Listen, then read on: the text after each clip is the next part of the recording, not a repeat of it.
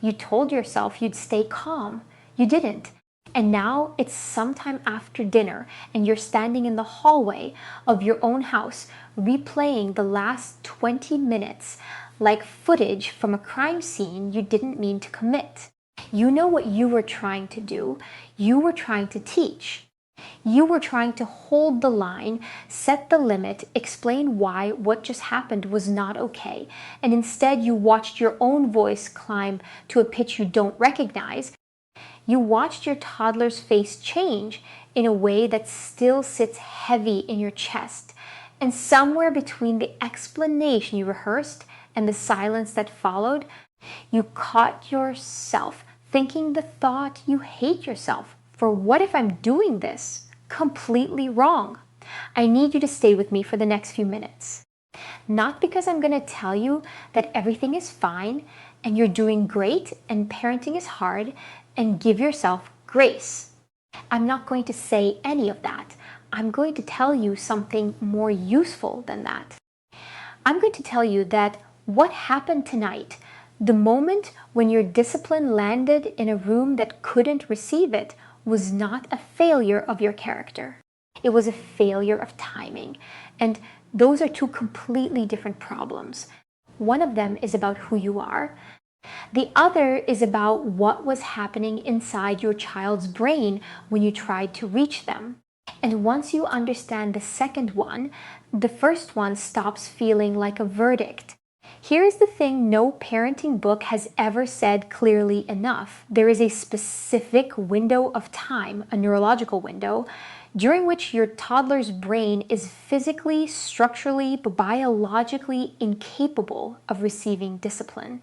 Not unwilling, not defiant, incapable. And most parents, most of the time, are disciplining exactly inside that window. Not because they're bad parents, because nobody ever showed them the map. The window has a name.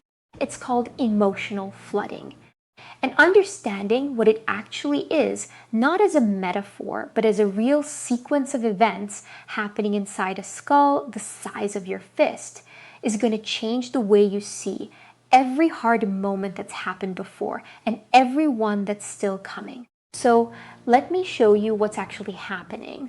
And I want you to think about the last time your toddler had a meltdown that felt completely disproportionate, because that's the one that's going to make the most sense in a minute. Your toddler's brain is not a smaller version of your brain. It's a different brain. The prefrontal cortex, the part that handles reasoning, consequence processing, emotional regulation, and the ability to hear a rule and decide to follow it, is not just underdeveloped in a toddler. It is, by any neurological standard, offline. The connections between the emotional centers of the brain and the reasoning centers are so immature that they function almost independently of each other. When emotion spikes, the signal doesn't travel to the reasoning center to get checked and processed. It floods the entire system, and here is where it gets specific. During a meltdown, during the peak of whatever storm your toddler is inside, neuroimaging studies show that blood flow in the brain actively shifts away from the prefrontal cortex and toward the limbic system, the older, faster, survival-oriented brain structures. The part of the brain that could theoretically receive your words, understand their meaning, connect them to a consequence, and form a new behavioral intention is, at that moment, receiving the least blood flow it has received all day. It is not just unavailable. It is, in the most literal physiological sense, not home. You are trying to leave a message with someone who has stepped away from their desk. The message doesn't go anywhere. It doesn't land. It doesn't even register as a message. It registers as more noise inside a system that is already overwhelmed. Think about the last time your toddler had a meltdown that seemed completely out of nowhere. Tell me in the comments, what were you doing right before it started? I promise the answers are going to be more revealing than you expect.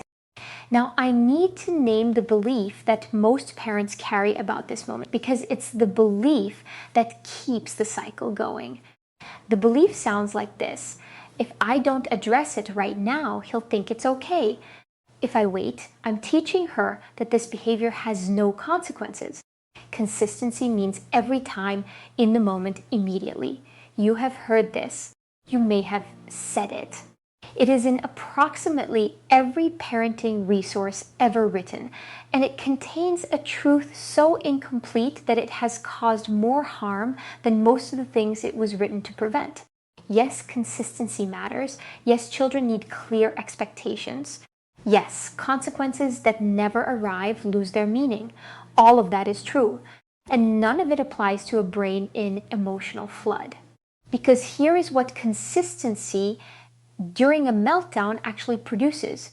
It links your voice, the specific frequency and urgency and emotional charge of your voice when you're trying to discipline, directly to the moment of your child's highest neurological vulnerability. Not to the rule, not to the behavior, to the vulnerability. And what gets learned from that association is not the lesson you intended to teach. It's something older and more visceral, that the most overwhelming emotional moments of my life are also the moments when the person I depend on most becomes loud and insistent and hard to reach. That is the consistency your child is actually absorbing. This is not about being permissive. This is not about letting behavior slide or pretending the meltdown didn't happen. This is about the timing of when you try to reach a brain that has briefly stopped being reachable, and the cost of not knowing the difference. Now, if everything I just explained resonated with you, I need to tell you something important. Because understanding your toddler's brain is only half the equation. The other half is what happens inside your nervous system when the meltdown starts. Most parents I talk to say the same thing. I know what to do. I just can't do it when it's actually happening. That's not a willpower problem. That's a sequencing problem, and nobody has ever given you the right tool in the right order for the right moment. I wrote the reset cycle specifically for that gap. It's not another gentle parenting theory. It's a 3-step biological system: regulate, break, repair, built for the real conditions of your life. The 7 a.m. meltdown, the supermarket floor, the moment after you already yelled. It works before the crisis, after the explosion, and in the hours that follow. The link is in the description. And if there's one thing you take away from this video today, take that. Let me tell you what the research actually shows about what works on the other side of the meltdown. Not the research from the quiet studio version of parenting, the research from actual developmental psychology about what creates lasting behavioral learning in children between 1 and 3 years old. Children learn behavioral rules most effectively during what researchers call the window of calm, the period after emotional flooding has resolved, when the prefrontal cortex has come back online, when the child is physiologically capable of receiving new information and connecting it to previous experience. This window doesn't open during the meltdown. It doesn't open in the immediate aftermath, when cortisol is still elevated and the nervous system is still partially flooded. It opens later, sometimes 20 minutes later, sometimes after a meal and a hug and a quiet moment on the floor with blocks, sometimes the next morning. And here is the counterintuitive part, the part that took me a while to fully land on. Children who receive correction in the window of calm don't just retain it better. They respond to it more completely, because the correction arrives to a brain that can actually assign it meaning. The same words you said at the peak of the meltdown, the words that seem to disappear into the chaos, said calmly, specifically, and connected to a concrete experience once the storm has passed, actually reach the child. They travel to the right place. They get stored. That is what behavioral learning actually looks like in a toddler. Not immediate compliance during crisis, gradual internalization during calm. The irony that most parents never get to see is this. The parent who stays quiet during the meltdown and addresses the behavior 30 minutes later, once the child is regulated, is not the parent who is letting it go. That parent is the one whose lesson actually lands. The parent who disciplines at the peak, out of urgency, out of the very real feeling that if they don't say something now it won't count, is the one whose words dissolve into the cortisol and disappear. Now I want to give you the actual alternative, not as a script, because scripts don't survive contact with 7 a.m., but as a framework that fits inside the life you actually have. During the meltdown, during the peak, your job is not to teach. Your job is to regulate. Not your child first, you first. Because of something called the polyvagal dynamic, which is a complicated name for something very simple. Your nervous system state is being broadcast to your child's nervous system through your tone of voice, your facial expression, your proximity, your breathing. When you're activated, when you're in the urgency of trying to discipline through the noise, your nervous system is sending a threat signal. And your child's already flooded nervous system receives that signal and escalates further. The calmer you are, the more rapidly the meltdown resolves. Not because you're performing patience, but because your child's brain is borrowing your regulation the way it borrows everything else you provide as a biological resource it doesn't yet have on its own. During the meltdown, you stay present and quiet. You don't leave, you don't lecture, you don't explain. You are the calm water system sitting next to the storm. You might say one sentence, "I'm here," and then you let the storm move through.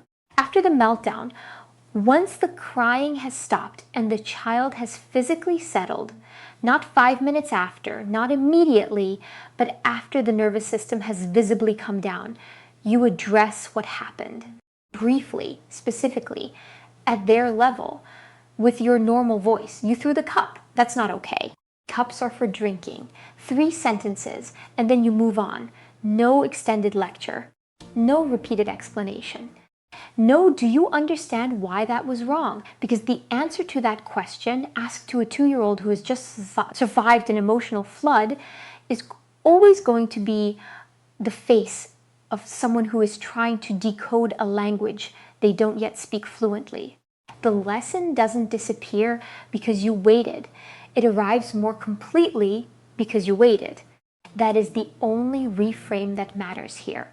And it is the one thing that changes what happens the next time, not because your child has learned to fear consequences, but because they've had the experience of being heard during their most overwhelming moment, and then being clearly guided during their most available one. If what I'm describing is clicking into place right now, if you're realizing that the timing has been the missing piece all along, I'd love for you to subscribe. Because every week we translate one more piece of your toddler's behavior using the same neuroscience. You don't have to keep surviving this phase in the dark. What I want you to leave this video with is not a new technique. It is a reframe that doesn't ask you to be a different person. It asks you to change one thing, the moment you try to reach your child. You didn't fail because your discipline didn't work during the meltdown. You disciplined a brain that was not home. The lesson wasn't wrong. The timing was. And timing, unlike character, unlike patience, unlike the kind of parent you always hoped you'd be, is something you can actually change starting today. Before you go, tell me in the comments, what does the moment right before your toddler's meltdowns usually look like? Is it hunger, overtiredness, a transition? A no, I want to know.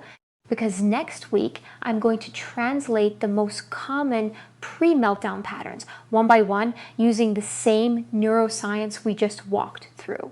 You won't want to miss that one. Your toddler is not broken. Your instinct to teach, to hold the line, to show up and say this matters, that instinct is correct.